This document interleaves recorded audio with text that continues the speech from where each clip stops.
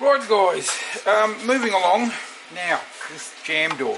I've got my door and I'm cut partial slot, but what I realised, I'm marking the plastic to turn a corner. So what I'm doing, in fact I could just put a screw in from the other side of that slot. I'll fit that first, probably have to cut it off here so it's got enough room to open. I can cut the slot a little longer. So that's that stage. Now, continued success, yay! So that slot I cut, and I was going to ask this plastic to bend, forget about that. I just cut the slot and used a couple of those, I think they're called washer screws, the built-in washers. It's flange head. So that slides back and forwards like that. I've cut out a bit of the counter, what do you call it, rapid strike. I've cut out corresponding areas on the long strike or long shot or whatever it is. It's a bloody yellow gun. Now I'm going to put the whole thing back together. Right, quickly screwed it back together because my battery's just about to die, but there we have it, a jam door, and it's just popped out. Bloody typical. There you go. So obviously there's going to be a little bit of fine tuning there, but works pretty well. And I've been pondering about what to do about this handle on the top, and I had an idea. Got this some time ago, can't for the life of me think that I got this on a Captain Xavier does those Goodwill things. I did a same sort of thing in Perth. I actually did 35 shops in one day, but I got 7 nerve blasters out of it. So what I'm looking at is that, like that. But that's definitely an option because it's a single piece. I reckon I'll have to put a piece of metal inside that, a rod or something, just to make that a bit stiffer. Morning everybody. I'm hoping to get the entire top cover finished this morning or today. So that's going to go there. So the first thing I'm going to do is just get a felt tip and mark where that covers, because then there are some other things I want to do that I may want to put screws in, and if I can put them underneath that cover or that cover, all for the better. So, is that roughly on the centre line there?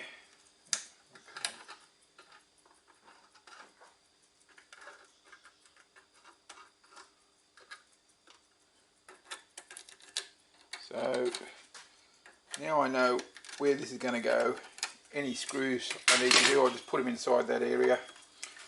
So the first thing is I'm going to get cover, well I was going to fill these, but what I've decided instead is it's on Mars, thin atmosphere, weapon might need additional cooling or additional oxygen to function. So what I'm going to do, I'm going to get a bit of perforated metal I've got and put it inside there, so like an extra air vent.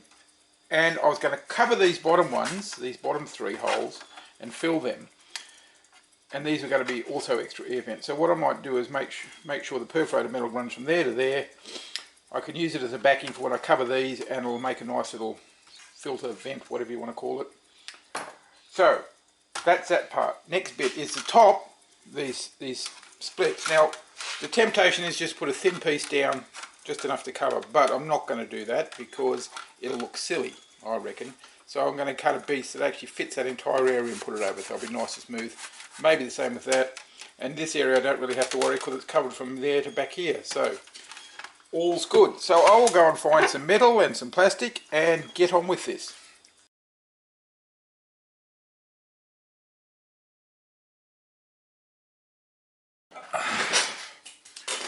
Right, now just made my little paper template. It fits inside there, so I know roughly where it goes. I had to cut out a few pins. Well, I ground them down, I left, that's the reason for the hole, so it fits over. I am unsure whether those pins are actually causing tension on the body because they're locked under the aluminium plate, so I didn't want to remove them because that would probably screw up everything I've done so far, so I'll just go around them. Now, I've got the sheet of perforated metal. This is from an old, one of those shelving stack drawer things. Just going to transfer this, cut it out with my super scissors and fit it.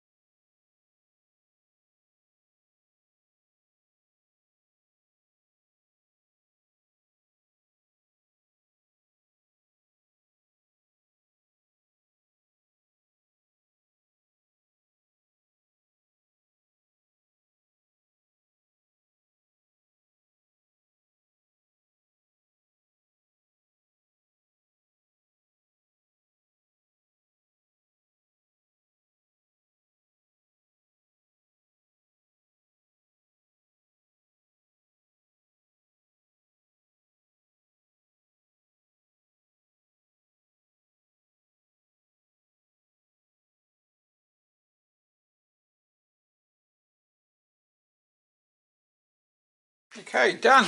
There's our little perforated bit. What I'm going to do is just get some screwdrivers and things and just push down, try and push that close to the edge. And then I'll put a pot rivet at either end here. I've already just got rid of the long shot 6, thank goodness. And that'll just hold it tighter. So this one will be filled, this one will be open, that one will be open. I've just used a screwdriver to push that metal out a bit. Now, trick to drilling and pot riveting Nerf plastic. You've got to allow for the thickness of the plastic, but you don't want to go too far in with your pot rivets. Okay, now, just for your information, I'm going to pot rivet this. So I'm going to support, I know where I'm going to put the rivet, which is about between those two. So I'm going to support it with a bit of wood. Rivet drills are usually double-ended and they're fixed sizes. There it is. So I'll just make it nice and neat, straight through them. Straight through the metal, hopefully. Yep. These really long aluminium blind rivets. And I'm hoping when it's in it doesn't get in the way of everything else. It shouldn't do. Thing is, the steel shank will be pulled right down until it breaks so I can cut off the excess aluminium. And there we go. Let's pull that in nice and tight. And I've got... No, I'll have to grind it down. I won't even try until I see if it's actually impinging on the other side. So I'm going to put another one up here. There we go. Yeah, so let's pull that in nice and tight to that edge. And there we are. A little vent plate. So it kills two birds with one stone. Decoration for the vents and a back for the filler. So we're good. Oh, and also one other thing I'm going to do, I've got to have an end cap here. So what I'm going to do is a couple of pieces of this on either side, just below the thickness of the plastic. And then when I have the double-armed sliding buttstock, I'll cut like an E-shaped piece of plastic that'll go along like that, and you'll just screw it on either side, so you can just take it off when necessary. So what I'm going to do now is put it back on the actual gun body. Now the tension of putting that on may have twisted the body, but it looks alright so far. Give you a close look at that. You can see the screw and the little plastic sort of holder that goes on it. Then once you're ready to go, you just whack your cap on top that hides everything. Putting the top back on before I go any further, oil the vise as well, was that I wanted to make sure fixing this metal in here hadn't caused this to twist. And it doesn't look like it has. That's pretty good. And also it's to hold this in place when I glue this stuff, because this is going to cause stress and tension on the shell. So if it's on here, it can't really go anywhere. Right, so there's our first plate. As you can see, it's pretty asymmetrical, but that's only because I glued this jam door on crooked.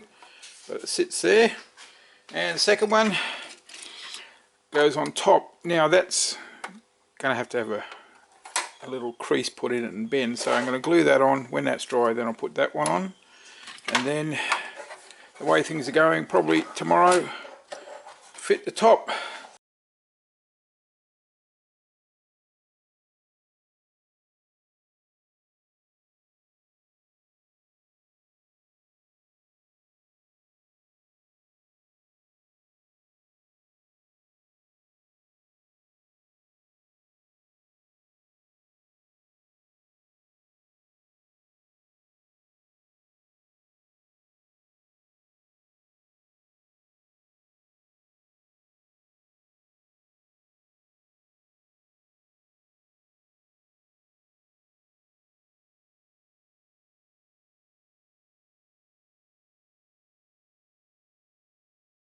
Okay guys, now I mentioned I was going to strengthen this handle, and they've got quite a lot of structure in there. These little pins, these ones are wide set and these ones are close set, so one sits over the other, so it's quite strong but it's still a bit flexible. So what I've done, I've found myself a piece of metal, this thing here, and I'm loath to take it out because it's really hard to get in, but as you can see, it's only a couple mil wide, it's really stiff. And what I've done, I've wrapped one end around that, gone through here, I've just had to cut a little channel next to each of the screw holes and gone down to the other end. And by pushing that in, I'm creating a spring tension. And the gun is carried like that, and it's picked up, so the plastic has a tendency to flex up that way, but the spring tension on this spring has a tendency to push down that way. So it should make it a little stronger. There we go. Yeah, it seems a lot more stiffer now, so that's pretty cool. So you could use the flat metal like I did, but a bit of coat hanger would probably work as well. You just want to add a little more strength. So what we're going to do now is put the top handle on. I've made a tiny mark right in the centre there, so I just get to line it up with the seam on this piece, and the back end pretty much falls into place, but I'm simply going to trace around it so I make sure it falls into place. So I'll just mark here, so that's centred,